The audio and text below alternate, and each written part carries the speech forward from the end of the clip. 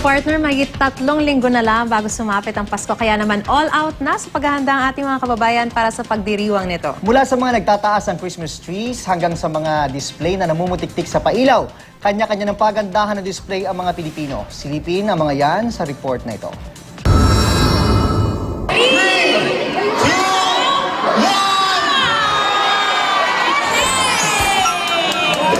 Maagang dumating ang Pasko para sa mga taga-Cabuyao, Laguna, kasabay ng pagpapailaw sa mga Christmas decorations sa lungsod. Nagliwanag ang harap ng munisipyo dahil sa mga makukulay at naggagandahang Christmas lights. Bukod sa mga bulaklak, mga ilaw na korting buwan at sari-saring palamuti, meron ding life-size na Christmas belen. Siyempre, hindi kompleto ang Pasko kung wala ang Christmas tree. At ang kanilang pambato may taas na 45 talampakan. Plus points pang gawa ito sa mga recycled material. Taon-taong atraksyon na sa Cabuyao ang mga engrandeng dekorasyon. Makulay rin ang gabi ng mga residente sa Batangas City. Pinailawan na rin kasi ang Christmas display sa Plaza Mabini.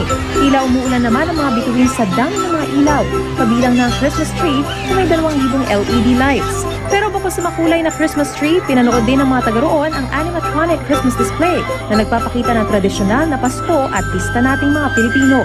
Sa Araneta Center naman sa Quezon City, pinailawan din ang makulay na belen sa may farmers market.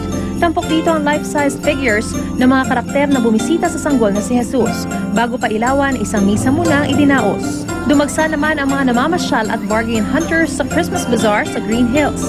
Malulula ang sino mang magpupunta sa dami ng mga pwedeng bilhin. Mula sa mga damit, sari-saring accessories sa mga babae at syempre mga laruan para sa mga chikiting.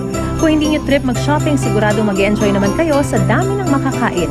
Tiyak na matatakam kayo sa amoy pa lang ng mga inihaw na karne at mga tradisyonal na kakanin. At gaya ng nakagawian, pinasinayaan din ang animatronics Christmas display.